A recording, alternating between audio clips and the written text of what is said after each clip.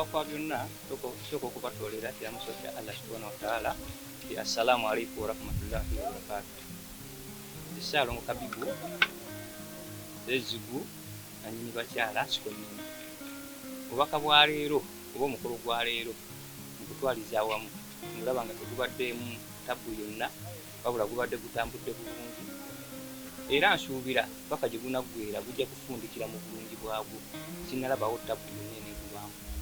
Omukolo guno gutambuza bwentyo ng'era omuntu waabeera n'omukyala we nawe wennyini ng'olina omukyala omu twala obuvunaanyizibwa okumwanjula ewaabwe ne bakumanya nawe n'omanya ewaabwe ekimpaliriza.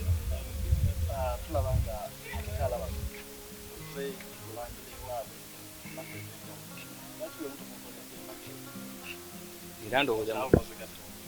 era ndowooza mu kutwaliza awamu olabye ngeno buli muntu akoleddwa embaga eriyo kubanga buli muntu mwanjudde lulwe nendyoka ngatta nga bwe nagatta amaka gange nenkola omukolo gumu nengubuuza mu maka gange.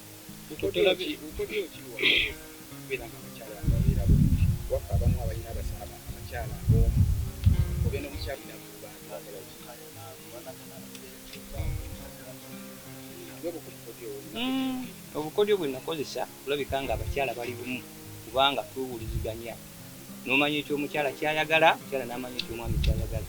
Teri bukodyo busingaawo okuleka okuwanga omukyala omuwa ekitiibwa ojja kulabika nga owangala n'omukyala n'obona oba oyagala ataano ojja kuwangala nabwo. Obubaka bw'enfa abavubuka bonna abali kulabika nga baba bajjumbizi mu kukola, abavubuka beekubiriza okukola. Singa banaaba basajja bakozi sente nga weeri bajja kukola buli kimu kye baagala oba obusobozi kati toba nabwo okola buli kyoyagala. Eyo tomanya ng'obulamu weebuli kubanga nkyali muvubuka maaso eyo tomanya siyinza kugamba nti nkiggadde. Amanya Ssaalongo Kabigu Sikonene nanyini bakyala okuva ku Mutala Namasengere.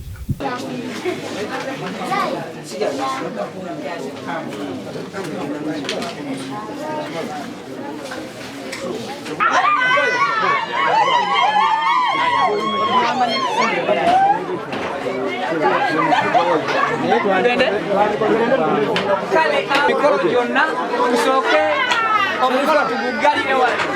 Buli muntu azayitako ku mikolo Ssaalongo gy'azza akola abadde alaba ebyenjawulo.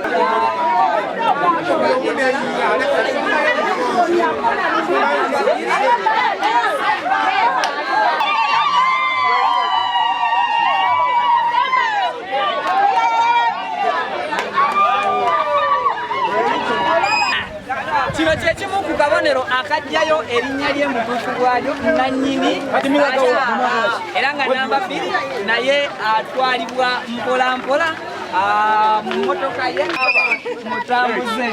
Namba 2 ye Sharifa era nga ono ku mukolo gwe naliyo Polo Bampa Luwombo twalulwanira ne official photographer naye Polo mwenna mwabiraba Joro teyabikwata yadde mwabiraba. Laba Kakeya Ssaalongo nannyini bakyala ayingiza namba 2 omukyala Sharifa era mu bitiibwa ebingi namukwatira ne gown.